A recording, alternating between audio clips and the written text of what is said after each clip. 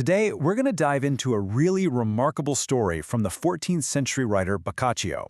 Now, this is all set during the Crusades, right? A time of huge conflict between the Christian West and the Muslim East.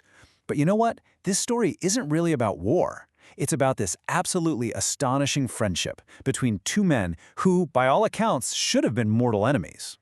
And that really is the question at the heart of all this.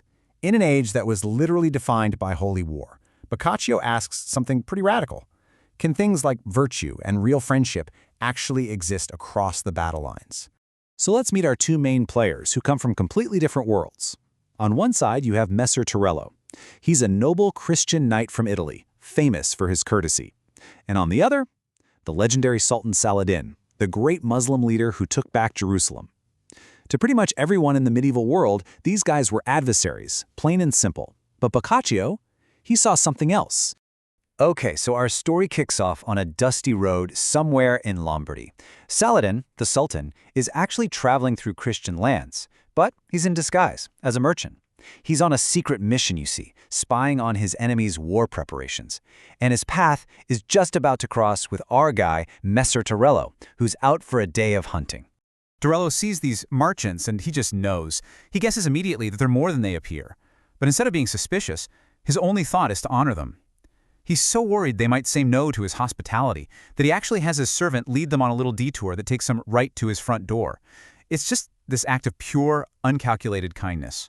And Torello's generosity, it just keeps getting bigger and bigger. First, an amazing impromptu supper, then the next day, a full-on banquet fit for royalty. After that, his wife gives them these incredible robes, far too nice for merchants. And to top it all off, he swaps their worn-out horses for beautiful new ones. And all of this is for three complete strangers he knows nothing about. So, as they're about to leave, Saladin says this to Torello. See, Torello had told them, "You're not going to make me believe you're merchants." And Saladin's response is basically a promise, or maybe a warning, that one day Torello will see his real merchandise. It's a moment that's just dripping with foreshadowing.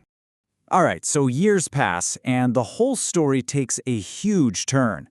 The crusade that Saladin was spying on, it's happening now.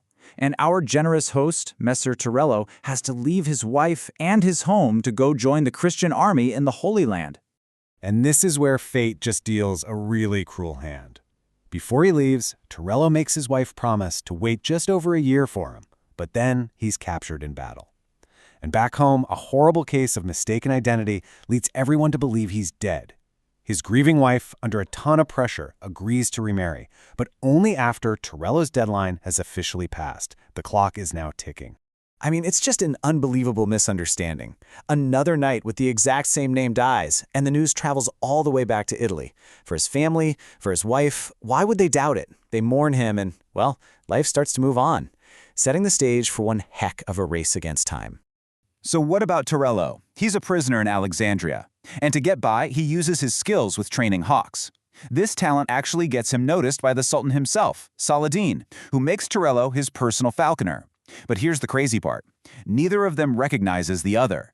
And this is such a wonderfully human detail. For months, they work side by side. Then one day, Torello smiles, and it's like a light bulb goes off for Saladin. He recognizes the specific way Torello's mouth moves, a tiny detail he'd noticed all those years ago. And in that one fleeting moment, that forgotten act of kindness comes rushing back. Saladin doesn't wait a second. He takes Torello to his private chambers, shows him the very same robes that Torello's wife had given him, and reveals who he is. Can you just imagine Torello's shock? He's a prisoner, a humble falconer, and he realizes his captor is the man he once hosted, the most powerful ruler in the entire East. Saladin's response is immediate and, frankly, overwhelming. He basically says to Torello, "You're the lord here now, not me." He showers him with honors, dresses him like a king, and orders his entire court to treat this Christian knight with the same respect they show the Sultan. The debt of courtesy is about to be repaid big time. But just as Torello's life is turned right side up, disaster strikes. He finds out that a letter he sent home never made it. The ship sank. And he does the math. The deadline he gave his wife is just days away. Believing she's about to marry another man, he falls into such a deep despair that he's ready to die. When Saladin finds out why his friend is so heartbroken, he promises an impossible solution. But first, the gifts. He gives Torello this almost unimaginable collection of treasures.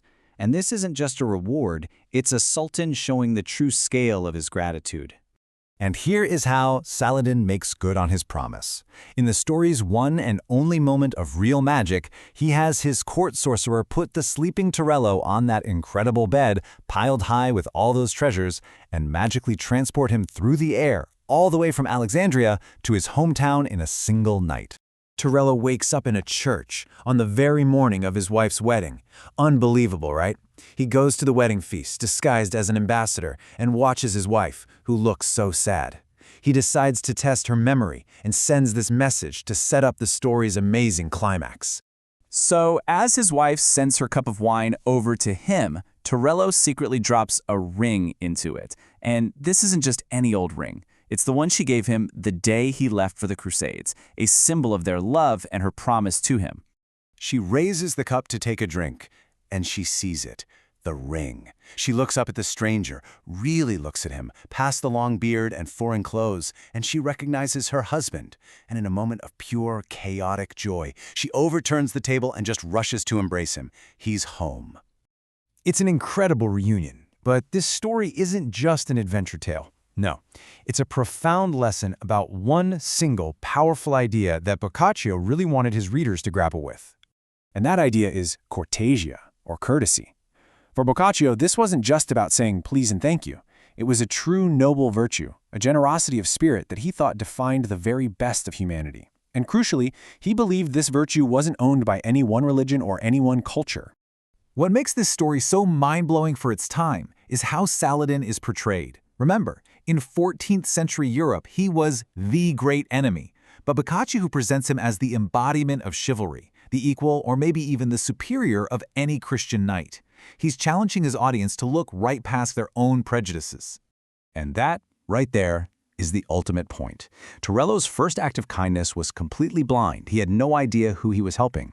Saladin's repayment was magnificent, an act of friendship that crossed every single divide you can imagine. The story is this beautiful argument that our shared ability to be good is way more powerful than all the things that set us against each other. And that leaves us with a pretty big question to think about. In a world that is still full of division, what can a story written almost 700 years ago teach us about seeing the humanity, the virtue, in people we might consider our rivals? It's definitely something worth chewing on. Thanks for joining me for this one.